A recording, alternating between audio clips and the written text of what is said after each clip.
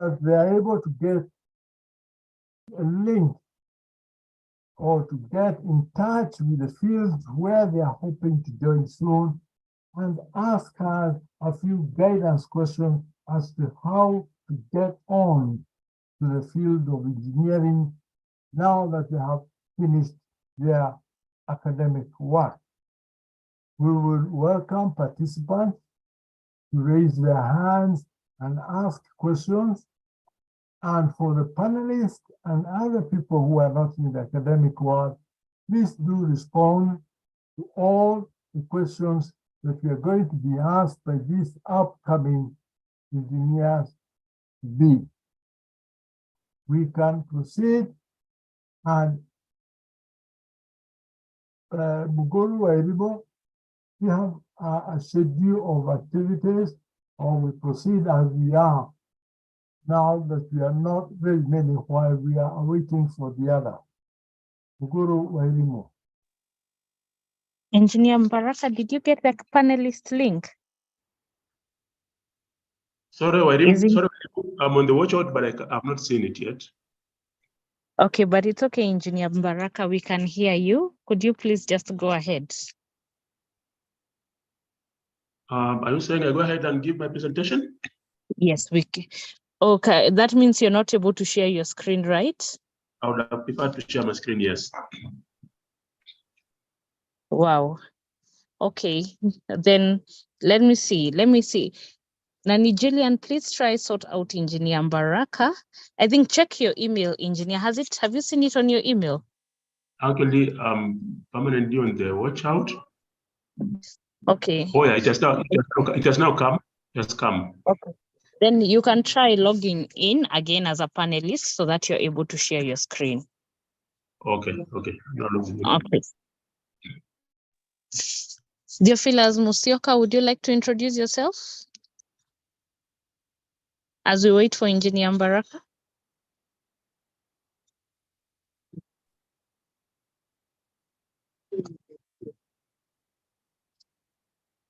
Okay, good evening, everybody. Okay, thank you, Engineer. Good evening, welcome. My name is Theophilus Musyoka from my city, Faculty of Engineering. Thanks a lot, Theophilus. So as we wait for Engineer, I think Engineer Mbaraka is now a panelist. Is he? Yes. So we can start off with his presentation, Theophilus, then you can present after him. Thank you. Me, I have no presentation. Okay. No, it's okay. Then you'll make your remarks after him. Even I have no remarks. Okay, let me just go to the link in my email. Okay. Let me try share. I just have to call somebody in my office to help me share. Sarah, just come help me see. Oh, sorry, I can share. It's okay. Warimu, can you see my screen?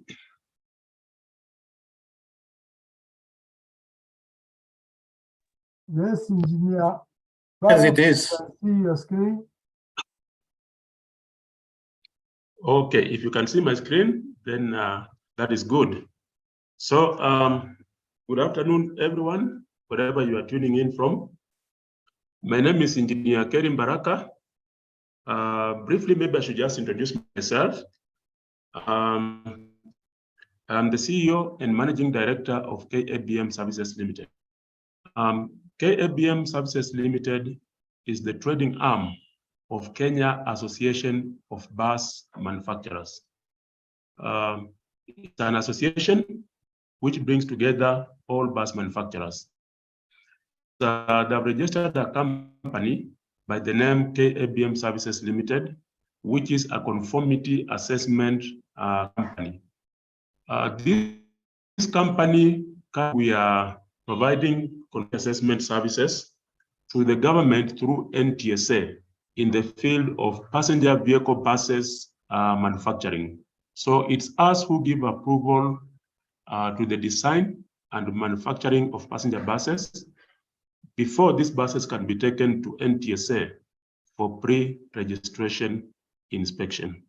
So our specialty is in the field of passenger bus design and also passenger bus manufacturing. So I'm grateful to the Architectural Association of Kenya for having given me this opportunity to share with the upcoming engineers in our country. Kindly allow me just to confirm that I'm audible enough. Warimu, am I? Yes, engineer, you're audible enough. Go ahead. Thank you. So I'll just go straight to the point. I know actually this is my second time to interact with young engineers. 2 years ago, I was also given a similar chance on the same platform. And for me, it's a great honor. Now, to the young and upcoming engineers, I want to stress that human resource development is key to industrialization and economic growth of a country and Africa as a whole. A strong industrial base plays an important and influential role in the advancement of technology and innovation. Actually, technology and innovation is founded in industrial base. When you talk about manufacturing, manufacturing always derives from technological research and development. So today is my joy and pleasure to see our young men and women graduating from our engineering schools across the country. We look upon you to join us in developing strong and formidable foundation for technological research and development. This is our emphasis, especially at the Institution of Engineers of Kenya, where I also serve. I'm privileged to serve at the Institution of Engineers of Kenya as the chair of Production and Manufacturing Subcommittee. And we take a lot of pride in the new and upcoming engineers, especially graduates from universities, because we know actually it is through these graduates that we are going to come up with a strong, they're going to help us come up with a strong platform to develop policies that will enable us enhance research and development in our country. Technological research and development informs practically every aspect of our social life. Allow me to repeat that statement. Technological research and development informs practically every aspect of our social life. Now, when you talk about agriculture, agriculture derives from technology. For you to have a meaningful and sustainable agriculture, it means you must have a strong engineering background where the farm machinery will have to be designed and manufactured by the men and women of that particular country. You cannot talk about a strong agricultural industry where you are importing the farm machinery from outside the country. If you talk about the fishing industry, the same applies. You cannot talk about a strong, sustainable fishing industry, yet the fishing gear, transportation, storage, is actually imported from outside the country. You can look at any industry, whether it is tourism, whether it is mining, all of them derive from a strong technological research and development platform. To the young engineers, I always like sharing these facts. I will not elaborate this second slide because I know now that you are outside universities, we are going to be interacting more often, and we shall now be discussing about the figures we are seeing before you in detail.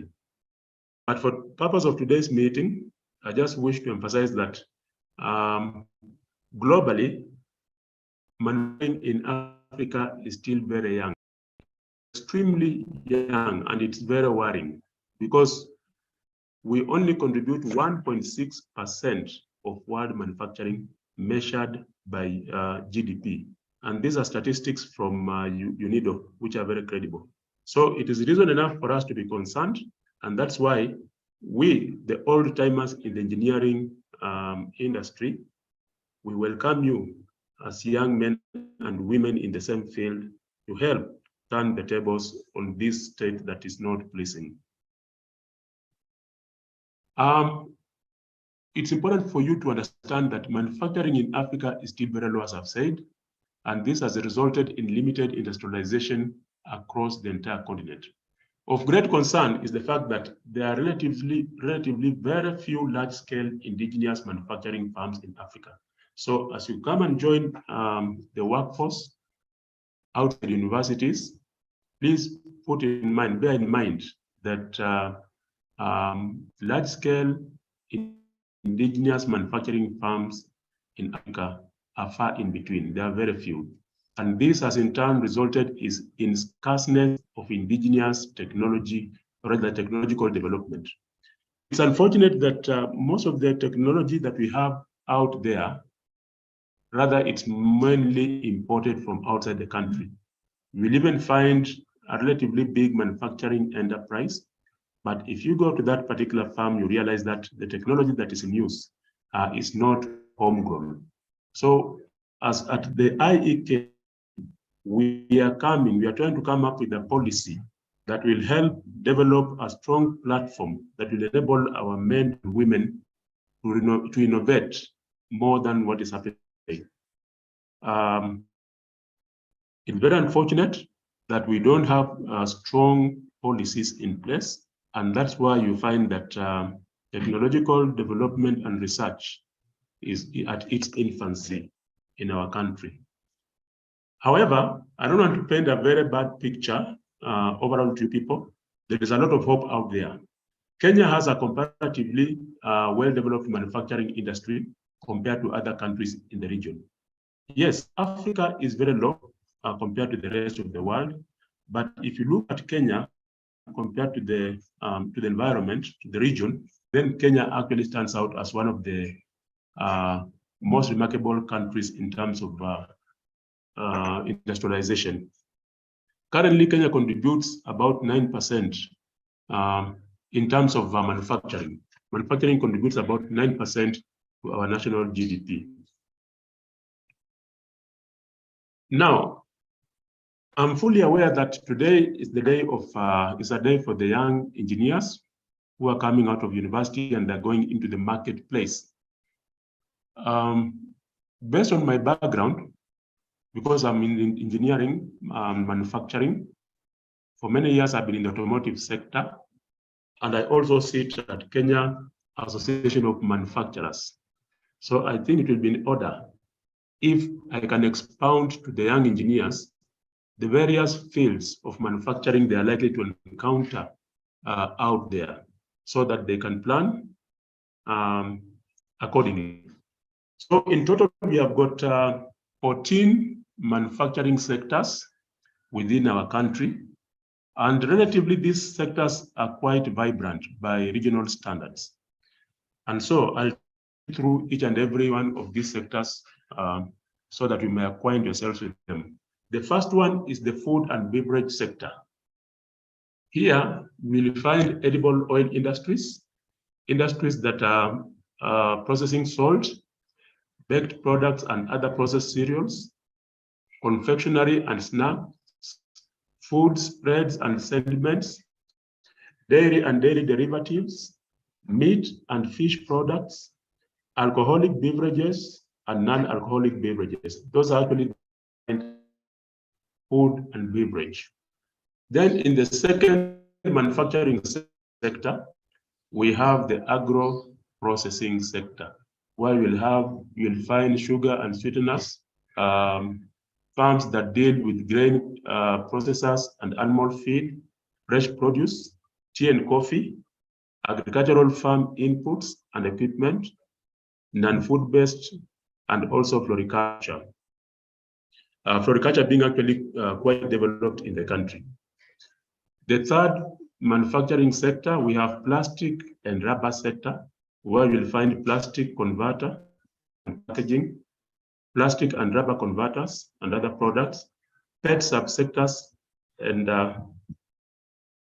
called polypropylene and woven garments.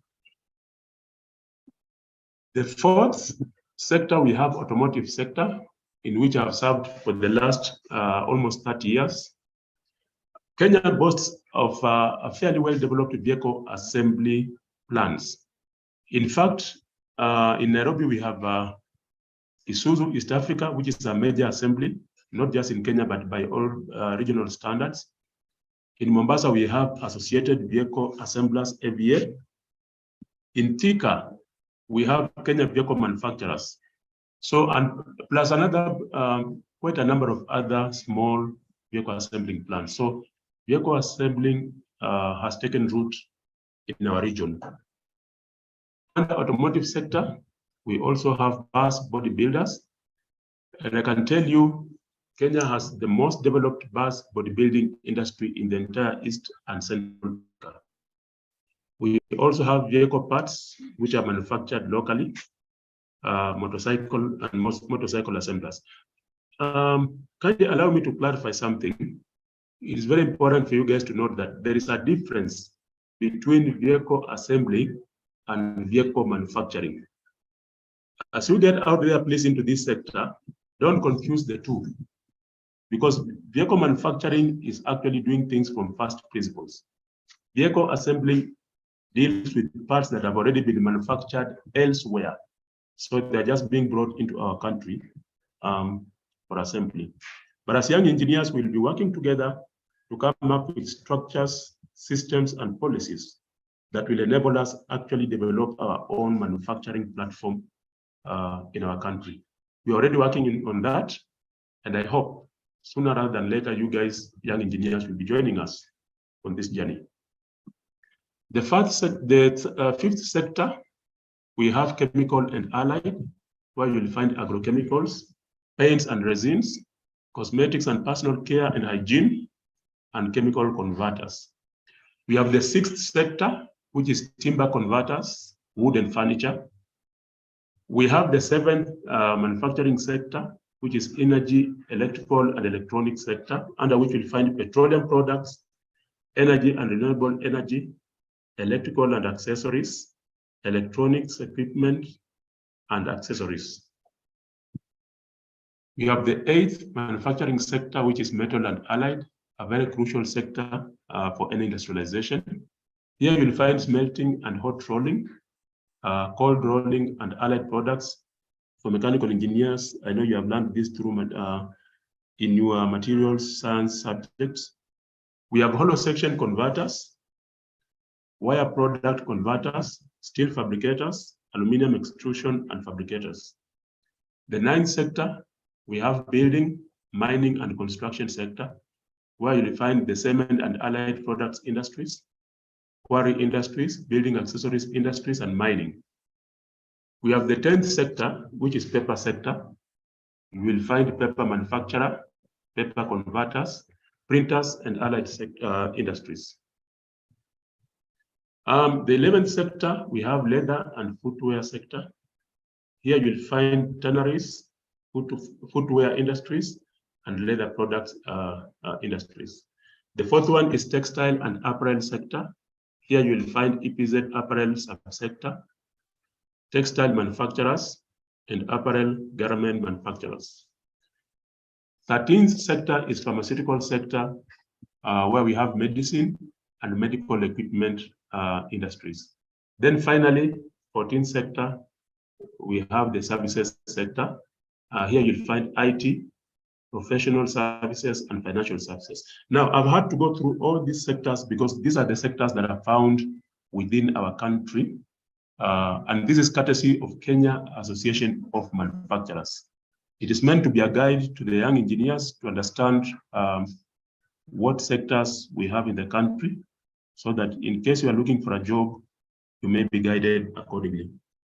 I know I've got very few minutes, but briefly, understand that manufacturing in Kenya and Sub-Saharan Africa as a whole has a lot of challenges and opportunities in equal measure. Except for South Africa, understand that the rest of the region is characterized with very little homegrown manufacturing industry. And so when you talk about homegrown, we are looking at you, the young men and women who have come out of universities, to help us grow our manufacturing base through research and development. If we don't grow industrialization through technological research and development, the picture you are seeing before you depicts the actual situation. It is like pushing a big rock uphill. And unfortunately, to a great extent, this is what we have actually some great extent in sub-Saharan Africa. On the other hand, if we can invest in technological research and development, it's like actually driving a truck uphill or downhill. We shall be fully in control of our economic development activities. So it's upon us actually to come together, develop policies that will help us grow technological research and development. If we don't have credible research and development base, then that means that our continent will continue depending on commodities and will always rely on imports of manufactured goods, which is not a good picture. We want to change this trend whereby Africa is mainly dependent on commodities. Africa mainly exports minerals and farm produce to sustain their economies.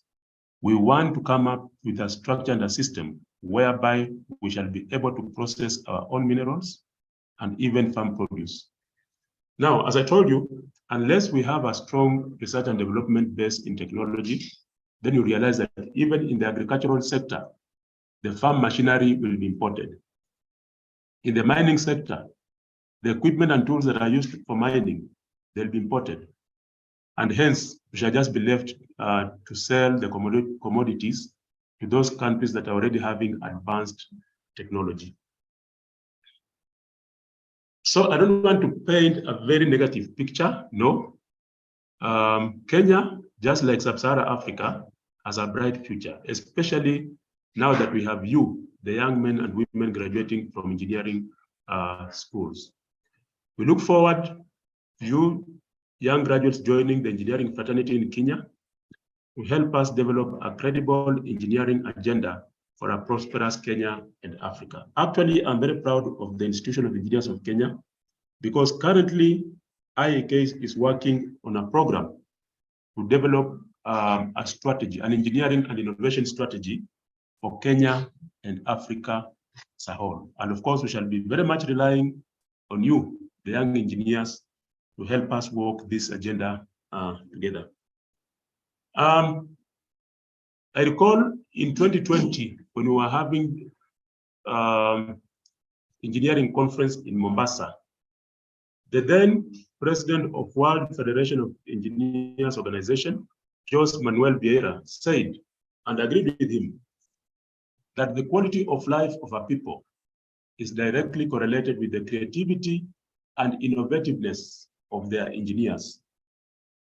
So, young engineers, to me, my message is that when you walk around and you see the images in our villages, in our cities, understand that this is a verdict on you, because what you are seeing, according to Vieira, is directly correlated with your creativity and innovativeness. So when you see these images out there, this is a verdict on me as an engineer and also you as an engineer. We want to work together so that Africa gets rid of such images that are actually retarding our development. We don't want our kids to be out there toiling in the fields. We want our kids to be in school learning so that they take over as responsible citizens. These images may not be found anywhere in the developed world. We want to get rid of them in Kenya and Sub-Saharan Africa. We should not have actually our small boys breaking stone out there. We have been equipped with skills in the universities to come up with engineering solutions as other people have done elsewhere in the world. And I'm sure we have what it takes to deliver on that.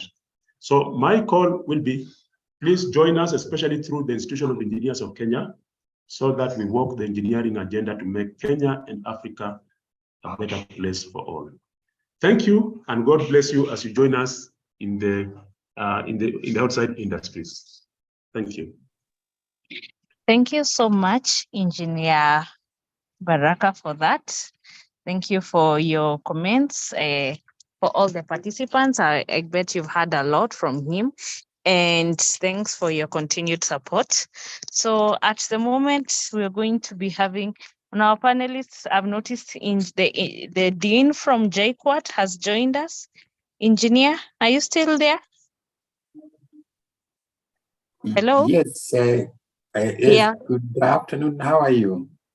Thank you. I'm fine. I'm very fine, engineer. Maybe you can make some remarks as we wait for Annabelle from Kenha, who will also be the next panelist. Okay. So you can make some remarks to the students. Thank you so much for the opportunity, and I'm happy to join with the students who are in the final year. I was expecting my students to be part of the team. I also understand they were finishing the examinations today. So the ones who may have cleared may be part of this group. But I agree with what the just ended presentation my colleague engineer has mentioned, the one from manufacturing. Our country contribution to manufacturing contribution to GDP is very low and is a worrying concern. And it means that there is an opportunity. Where there is a challenge, to me, I normally consider it as an opportunity. It's an opportunity for creating solutions, an opportunity for developing companies, coming up with startups and innovations. So it is upon us as engineers to develop these solutions. The difference between engineers and most other professionals is that we are, our DNA is to create solutions. So whenever we see people complaining somewhere, you may have found yourself asking, what can we do? What are the next, how can we solve this challenge? While most other people, most other professions is a highlight of the problem. But for us is how can we eliminate the problem? So I would request that our students join into the professional world, try to continue with the same effort providing solutions, because you have been providing solutions. Whenever we give you a question, a tough assignment question in dynamics, in fluid mechanics, in electronics, all that, you have been providing a solution. So the reason why there are some things that you learned in class and you may not encounter them, the benefit is that you are providing a solution. So you are enhancing your capacity to provide solution. And an important trend that is happening, if you visit other countries, there's something called incubation, innovation incubation. This is a trend that we are hoping our country will get, or our universities, our industries will embrace, because we are saying that there are challenges that the industries have that are available to young students who are finishing colleges and those that are already in college. It is the basis of this interaction between industry and institutions that we saw formation of the Silicon Valley. And everybody has learned from that. Visit an industry in Germany, you'll find an interaction between industry, a facility that is providing an interaction between industry and the university.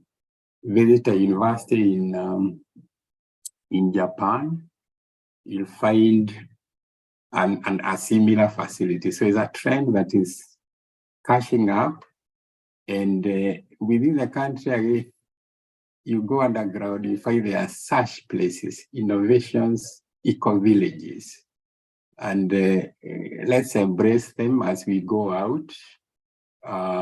These are other areas where our young people are involved. There are those ones who have found that as providing solutions. You see people coming up with innovations, that the next level of transport is using drones.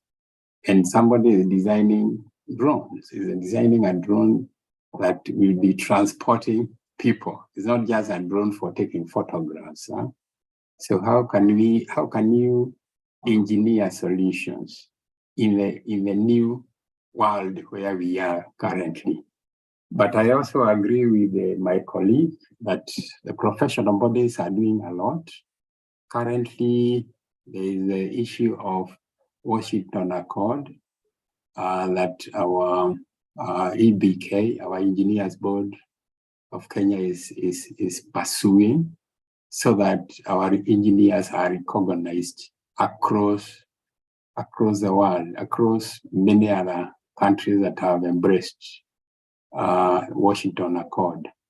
And of course, this is mainly for the benefit of our engineers.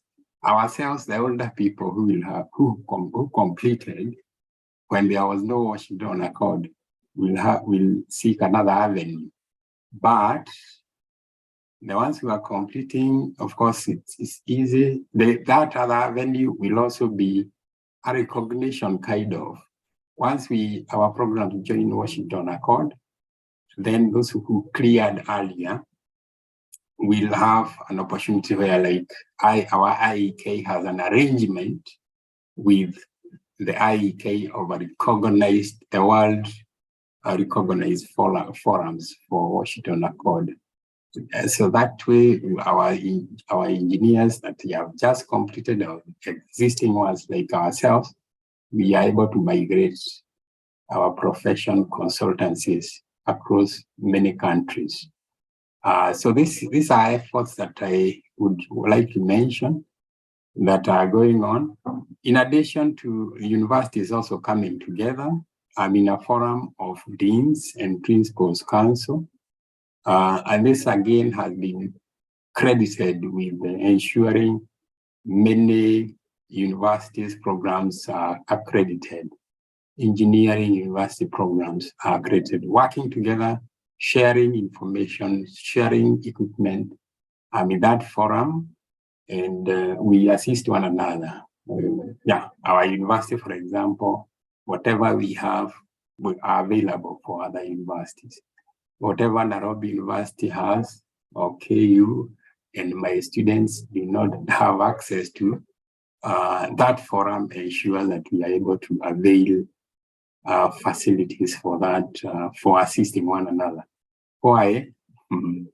Because when you are facing the world challenges in terms of technology, climate change, you have to work as a team. So, and again, I'm sure my colleagues will also let you know that your team work, your team spirit, your capacity to work in teams is a big plus for you.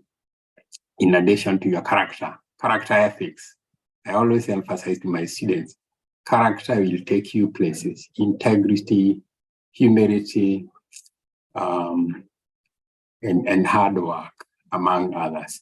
But those two elements, integrity, humility, those ones will take you places in addition to hard work. And these ones, let them be part of your DNA. As you go out, let them be part of your DNA. And then it will open up opportunities for you. In addition to the soft skills that we always are aware of. Soft skills in terms of time management, leadership. There are so many opportunities of leadership. There are so many areas you are involved in, and you may not even be mentioning them. I normally see my students coming to ask for endorsement when they are they are looking for scholarships. And then a key element is community engagement. So you ask somebody, why can't I see this in your CV? Give me a brief statement about the following aspects. Community engagement, somebody cannot point that out. But if you examine yourself closely, you have already been involved in such community engagements. So how can you highlight them? Because most people who are, when we are looking for a scholarship, that aspect is very important. So if you are not being involved, what opportunities can you look, particularly visiting as an old people's home, walking into an orphanage with some meals, whatever little you can spare in interacting with them. That's a very concrete statement about your character. So whenever you get a chance, it may not have been happening while you are busy in your classwork, but look for that opportunity and it will open big doors for you. In addition to those other soft skills that have been mentioned. I was not prepared with any presentation, but Madam, you just asked me to make a few remarks. I hope I've touched somebody's, as they go out looking for a job, looking for an opportunity. Thank you. Indeed. Thank you very much for your brief remarks. Thank you. We are glad to have you. It's fine. We understand that your students are having examinations and that this coincided with the exam, so it's okay. But we appreciate those who are here present. So at the moment, we have been trying to get one of our panelists, who is Annette Aminga, to become a panelist. Annette, have you succeeded? Annette, do I unmute you in that state? Annette, you're in a position you're allowed to talk. You can talk. Hi, how are you? Thank you. I'm very fine, Annette. So are you able to present in that state? Yeah, I believe so. That's fine. Okay, that's okay. So everyone, this is Annette Aminga so we have had engineer Karim Baraka, who is a mechanical engineer, and we've also had the dean of students from JKUAT, Engineer Hiram. So right now we are going to be having Annette, who is a civil engineer. So Annette is going to be explaining, just giving us an overview of how she works at Kenha, and she's going to be explaining to the students. I am sorry, I'm currently in the RDM workshop, so you will occasionally hear the planes pass. I'm sorry for the background noise. So Annette will just give us a brief talk on how, as a young student, as a fifth year, how you transition from school, going to work, to parastatals like Kenha, Kura, Kera, Kenya Roads Board. Yeah, she's going to give some insight into that. Annette, welcome. All right. Thank you so much for this opportunity, Muguru Wairimu. Good afternoon, everyone. So as it has been mentioned, my name is Annette Aminga. I'm an engineer with the KENHA, that is Kenya National Highways Authority. I hope that you're all doing well and fine this evening. It's still afternoon or evening. So I'm excited to be in this forum, this webinar, as a roads engineer in Kenha. So maybe to make it a little bit more clearer, in as much as I'm a roads engineer, I am more aligned to the bridges engineering side of Kenha.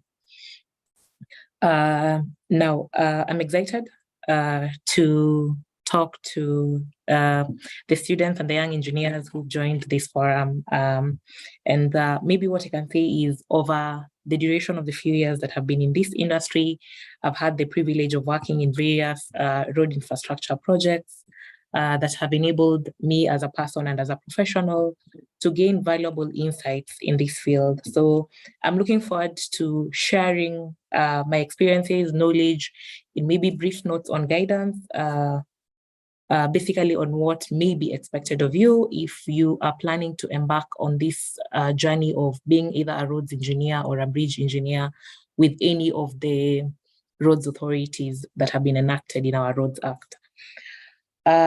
Yeah, so maybe just to give a brief overview so that we all understand what road engineering is in Kenya.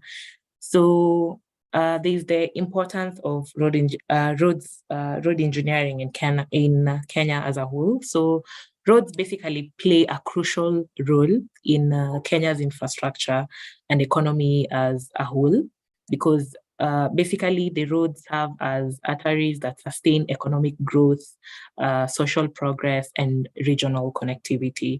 So we all require a well-maintained and expanded road network in Kenya if we are to attain sustainable development and prosperity as a country. So some of the key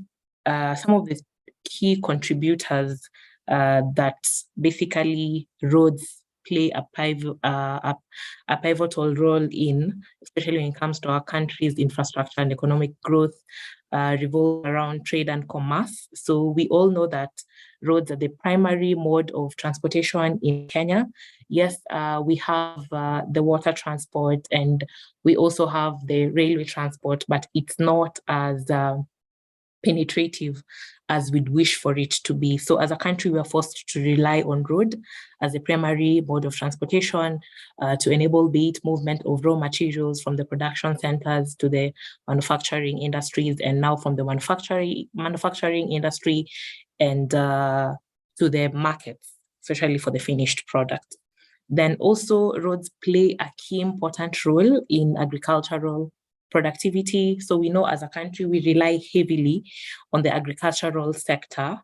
So basically, if you have a well-networked and well-maintained condition of roads, then you provide farmers with accesses to the markets, therefore enabling them either to produce and earn a livelihood through that connectivity. Then roads also play a key role in tourism. So we know Kenya is renowned for its rich biodiversity, wildlife, and natural attractions. So roads basically provide access to the national parks, game reserves, and tourist destinations that you have, many of them in the country, therefore boosting the tourism industry. Now, at this particular juncture, allow me to mention that we actually have 4 road agencies in Kenya, in as much as people mainly know of Kenya, Kura, and Kera. Now, there's one of the road agencies that is least talked about, and that is KWS. We have a road network that is traversing our national parks. So that particular road network tends to be handled by KWS. So as an engineer, and if you so wish to be a roads engineer, you can equally work with KWS to that effect. Yes. So as I was outlining the role of roads in our economic development, I have mentioned 3 of them. There's also the aspect of employment, given that we have construction, maintenance, and operation of roads, and these opportunities, or rather these activities, requires various skills and knowledge and expertise, ranging from civil engineers to planners to casual laborers and all that to surveyors. So that whole diversity of professionals and skills that are required for the success of our road infrastructure project basically creates employment.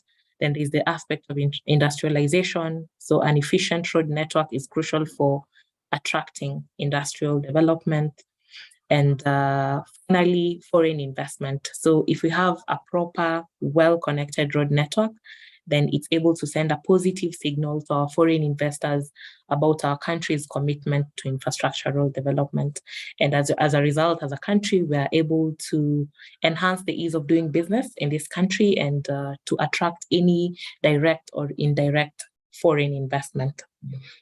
Now, allow me at this point to mention about the steps that our government has taken or commitments towards expanding and improving the road network in Kenya. Maybe after that, you'll be able to understand the massive opportunities that we have in this field, or rather in this industry of that you may wish to venture in, either as a roads engineer or as a bridges engineer. So in Kenya, it's evident that our government has, through various strategies, policies, and initiatives, made or rather demonstrated a strong commitment into expanding and enhancing the road network of our country. So if you may allow me to mention just a few of these. One, we have the Vision 2030. So this is the Kenya's government long-term development blueprint that places significant emphasis on the infrastructural development, including roads, which is a key driver for the growth, for the economic growth of this country. Then secondly, we have the National Transport Policy. So the National Transport Policy outlines the strategies for developing basically a sustainable and an integrated transport system that we need in this country.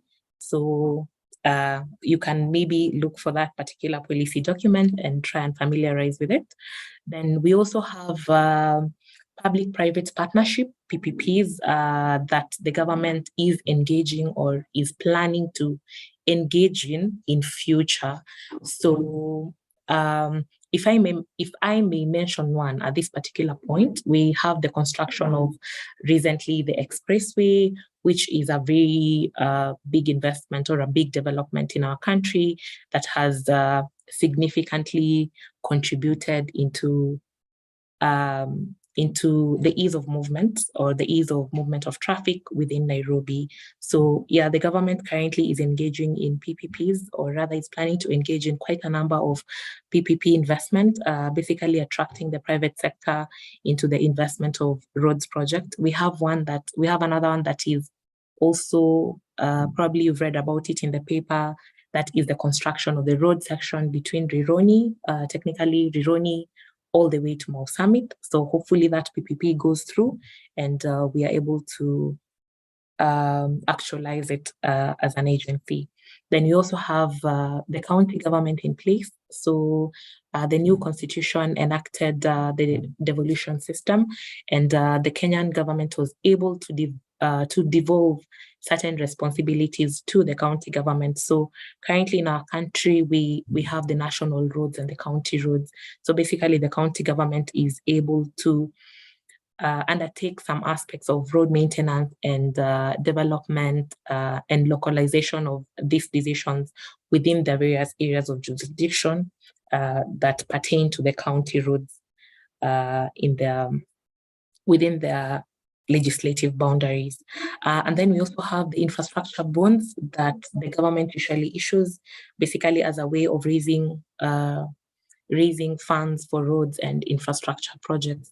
And then we have the different initiatives that are also being undertaken by the government regarding construction and rehabilitation of roads.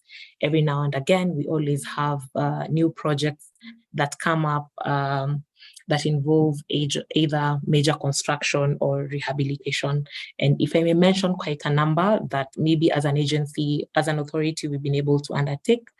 And I don't know if the students, or rather the young engineers who've logged in here, have been able to either visit or have a feel of some of this. So we've had the expressway that was recently completed. We've had the construction of the T-Mall flyover that has been branded the mini expressway of Langata Road. And then we also have the development projects that we have around the coast area. Basically, that is the connection between the Mombasa Southern Bypass to Kwale that allows you to, as you're coming from the mainland, going to the Kwale side of the country, you don't necessarily have to go through the town center and use the Likoni channel. Then we also have the Makupa Bridge that was also recently done. So we have quite a number of projects that we are undertaking as a country.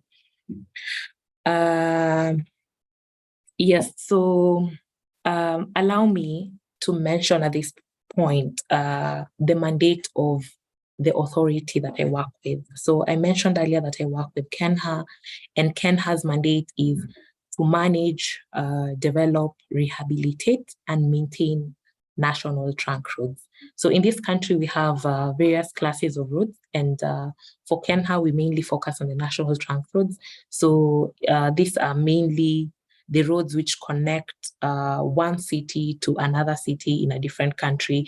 And I'll just give you a rough example. We have Mombasa going all the way to Malaba, and finally to Kampala, Uganda. That is one of our major corridors that we have in the organization. Secondly, we have another road network that is coming from Namanga, going all the way to Moe into Ethiopia. That's another major corridor that we have.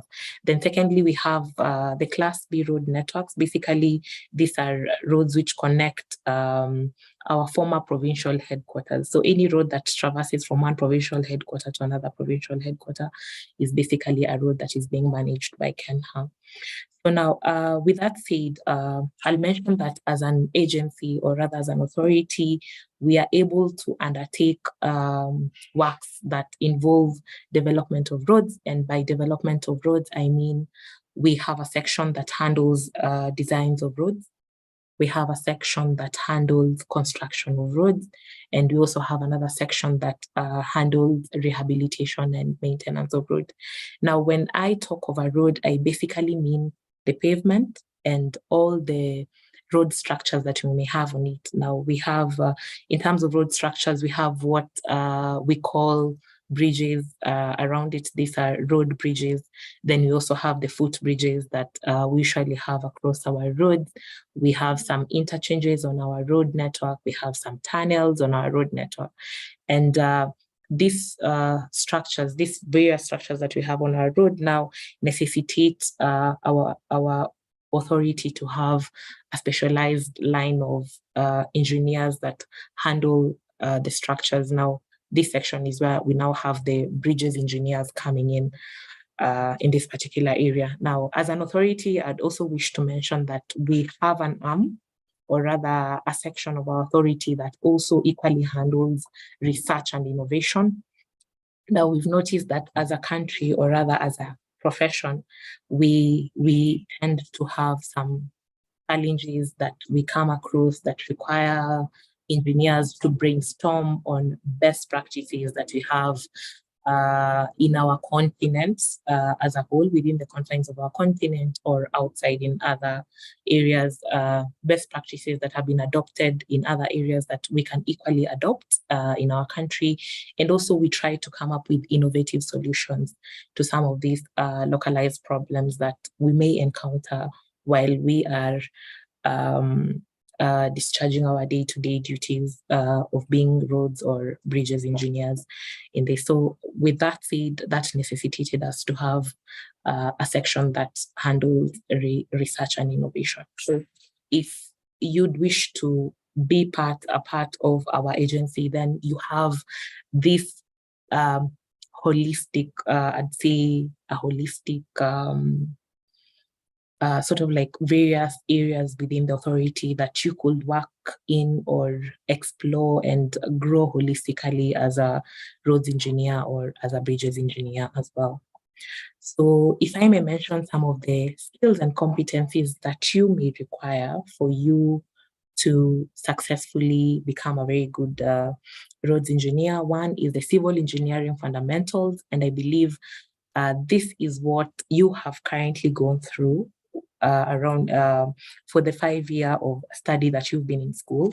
So basically the university has been able to impart on you the solid understanding of civil engineering principles, and civil engineering principles are quite wide, and that is why I requested that for this particular presentation, allow me to talk about the road sector in it, because now in civil engineering, we have the structural wing of it, we have the highway engineering wing of it, we have the geotechnical side to it, so it's wide. So that knowledge, as the other presenter had just mentioned, the Dean for JQuat, the knowledge they have given you, whether you'll be able to use it or not be able to use it when you pursue a particular line or you are employed in a particular line.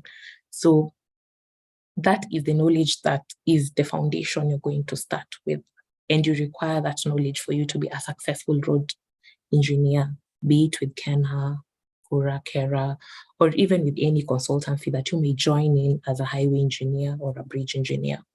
Then the second skill that you also require is the skill in design software. Now we have different design softwares that we tend to make use of while we are while we are developing or designing our roads. If you may allow me to mention just but a few. So we have the skill of AutoCAD, we have Civil 3D, especially when it comes to the roads and highway design.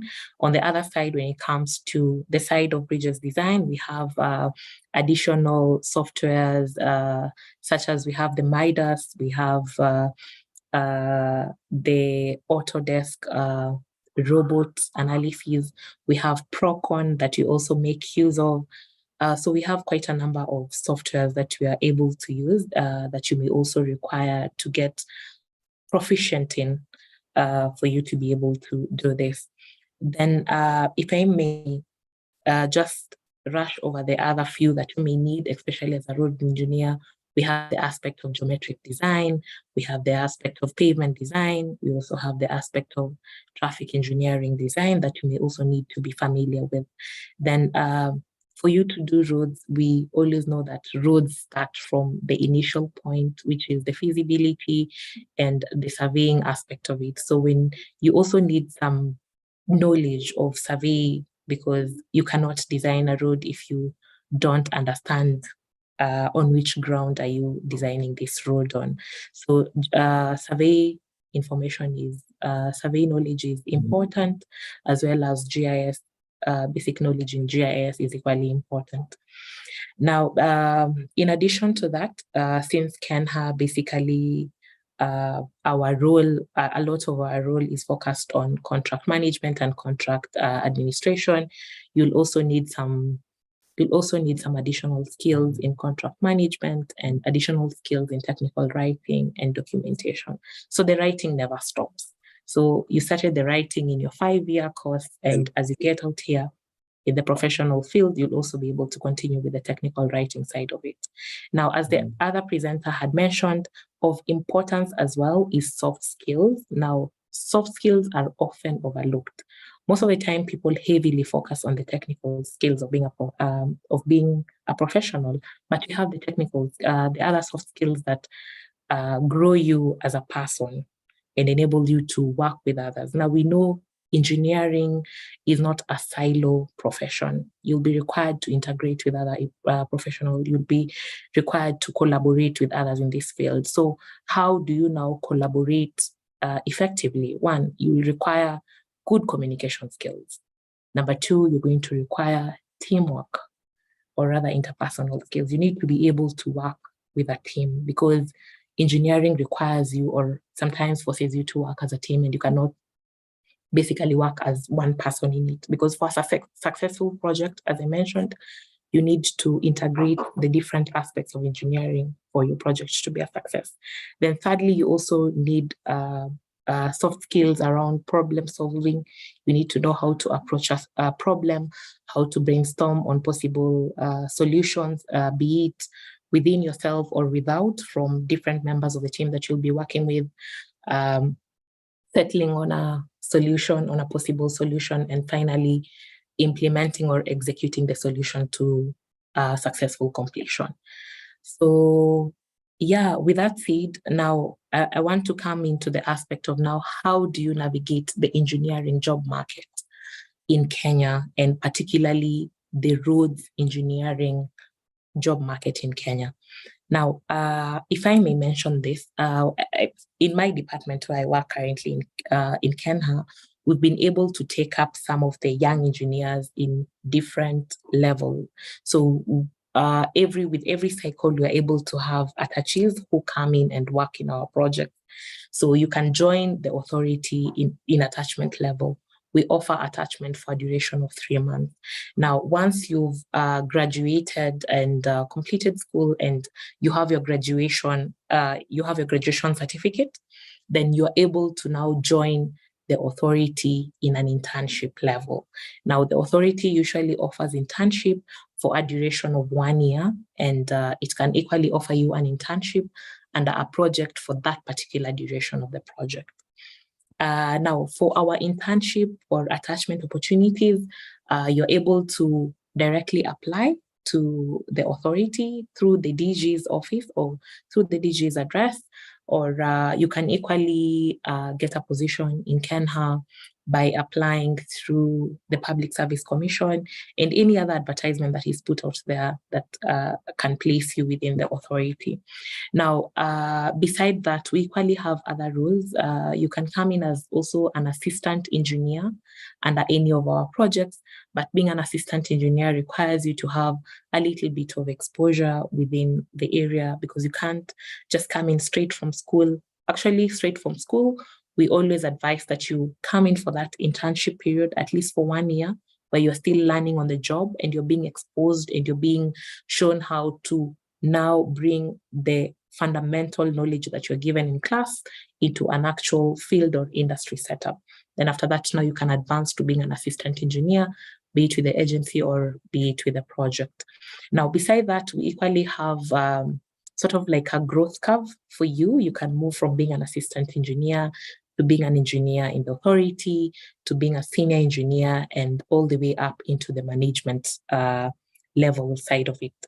Yes, so as an authority, we have invested heavily on mentorship of our young engineers.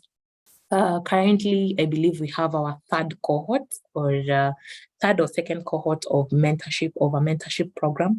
So once you are once you're working in the authority, be it as an attachee, be it as an intern, be it as a graduate engineer, seconded to the authority, we have a program that you're enrolled in, and you're able to be mentored by people who have experience in the industry. Now, how this program runs, basically, we have consultants who we work with, then we have engineers who have experience in this field. They're able to mentor you either through scheduled lecture sessions or scheduled presentations, or through the actual on-the-job training, where we're able to monitor your progress and see where you are. You're given a clear outline of what is expected of you to be proficient in this roads engineering sector, and that outline is followed through to the latter. So at least for the 1 year that you'll be under training in the agency, you are expected to cover the diverse range of activities that are basically undertaken within a road infrastructure project.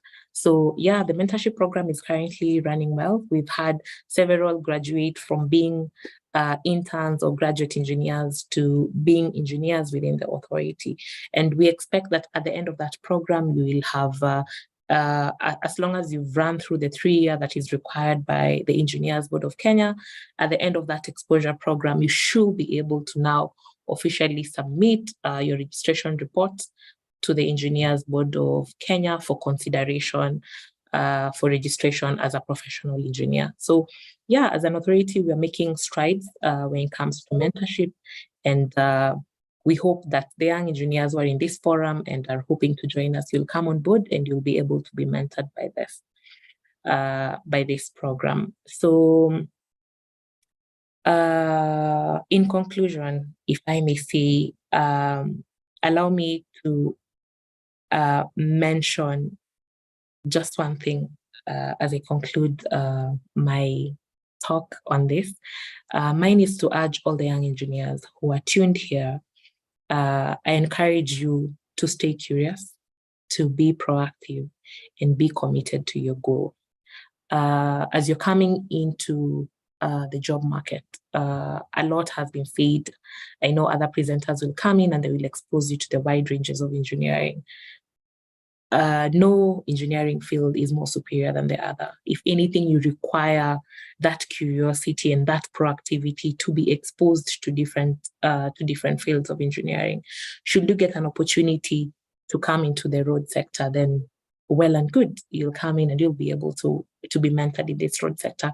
As I was listening to the other speaker talk about the manufacturing side of engineering, I'm equally learning, and I was amazed by the number of opportunities that you are able to be exposed in, especially when it comes to that manufacturing arm of the engineering side of it. So I wish all of you the best, and I hope to meet you on the other side of this job market as you continuously grow as a professional in this industry, and hopefully as a road engineer or as a bridge engineer. Thank you so much for this. Thank you very much, Annette. I am also a roads engineer, but not under bridges.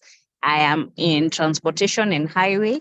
And to all the students on board, I think I would have wished someone told me as much as she has told you when I completed school. Again, sorry for the background noise. So I won't add anything to what Annette has said. She has covered what it takes to work either in Kera, in Kenha, in Kura, or even in Kenya Roads Board, and even in KWS, because they maintain the roads within the game park. So you've had a lot. You've had a lot from Engineer Karim Baraka. Thank you so much. And thank you so much, Engineer, for always showing up. You've also heard from the Dean of JKUAT. He was not even ready with a presentation, but he said so much that is so relevant. Thank you so much. And you've also heard from Annette. What I'm going to tell you is, also as an engineer who graduated some years back, when you leave school and you get attached to any project or any job area, please remember to keep your log. Please remember to write things down. I'm telling you, I'm a roads engineer, and recently I found myself going back to some notes that I learned while I was learning design, like maybe 4 or 5 years ago. You will be shocked at how you occasionally need to remind yourself some of these things, not because you don't know, but because at times you learn so much, and then some of these little details you may need to remind yourself. Please keep a log of every important thing that you're taught. Just make sure, and when you get to a project, and I wish I can use an example of roads, and I hope it will, the rest in mechanical, electrical, and we'll translate it, we'll just apply it in their place. Like now in roads, you find a situation where you're supervising the project. When you go there, as Engineer Geshaga said when he was teaching us, he told us that know the difference between an engineer and a technician. So when you see things happening, learn what the technician does, but also learn your role as an engineer. And it will come in handy even as you prepare your report for professional registration. That what project were you involved in? What did you learn from that project? And how did you participate in it?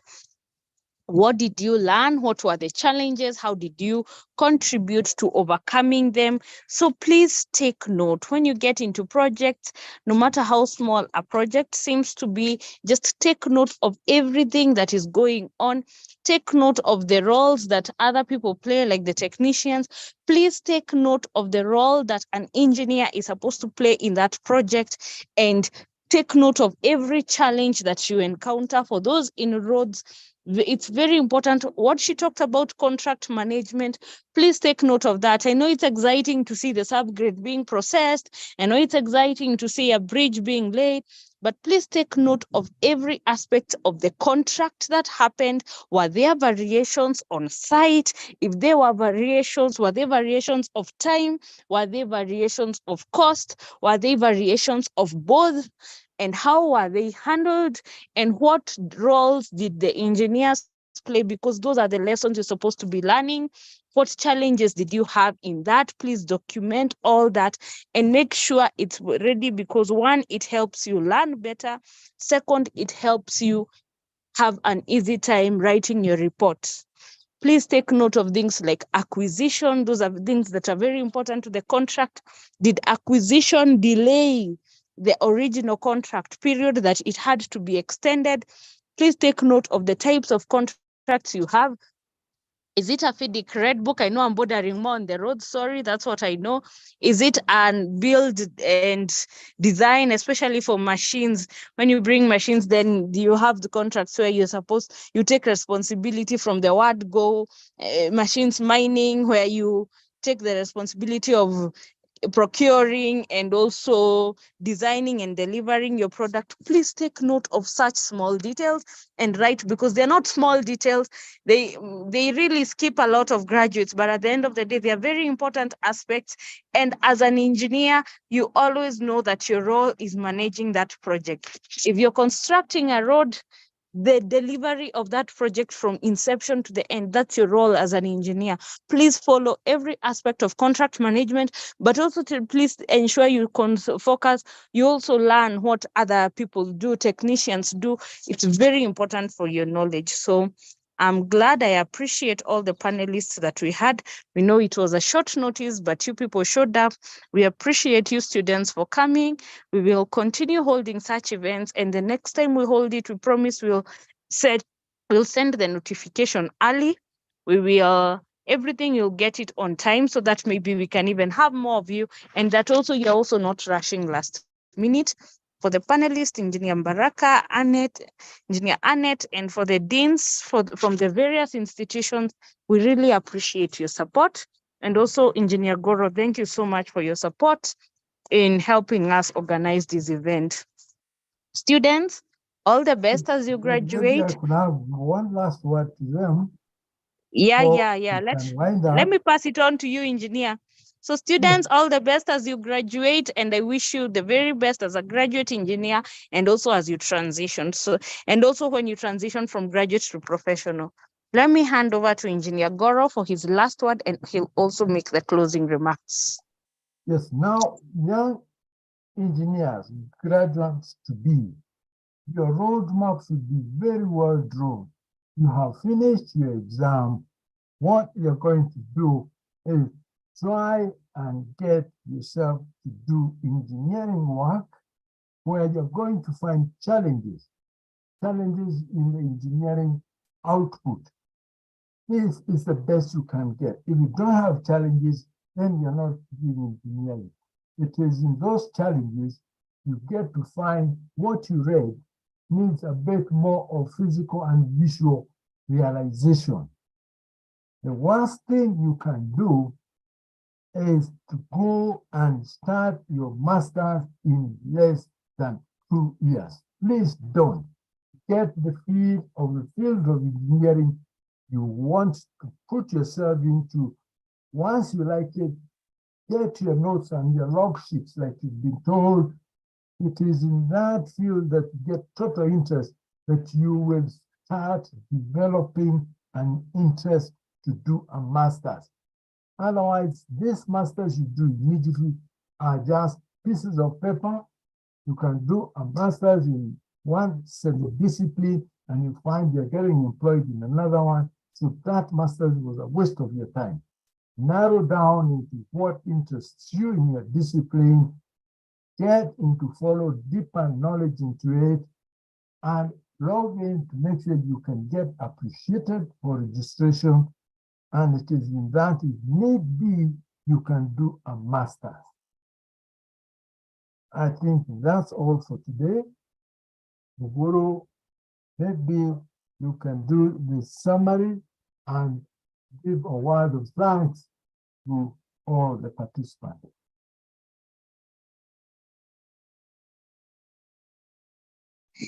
Yes, engineer. I think I have already given them, I have appreciated everyone involved, all the presenters, all the students. Thank you for attending. The deans who really got the letters late and still managed to send out the information. Thank you so much. And on that issue about the masters, please listen to what Engineer Goro had said. I had initially applied for a master's in construction management, but much later I realized that I wanted to do transportation engineering. I am so grateful that a lot of work in design stopped me from doing my master's in construction management and deferring. And that was the best choice I made, because now when I got time to go back to school, I did not go to do a master's in construction management. Instead, I went to do a master's in transport planning and engineering, which is what I love and what I practice. And there I say that when you do a master's in what you practice, at times, even reading notes at times is just an extra. You'll find yourself even submitting assignments purely from experience, because you've experienced that. I have noticed the Q&A session was well handled. Engineer Hiram responded to that. Thank you very much. And I wish all of you a lovely evening. Thanks for attending the event, and we look forward to inviting you more. Engineer Kare, Anne, Engineer Annette, and the deans, we will keep inviting you even as we invite other people, and we really appreciate your presence. Have a good evening, and everyone. Bye. Thank you and bye. Okay. Thank you. Go. Bye. Have a nice weekend.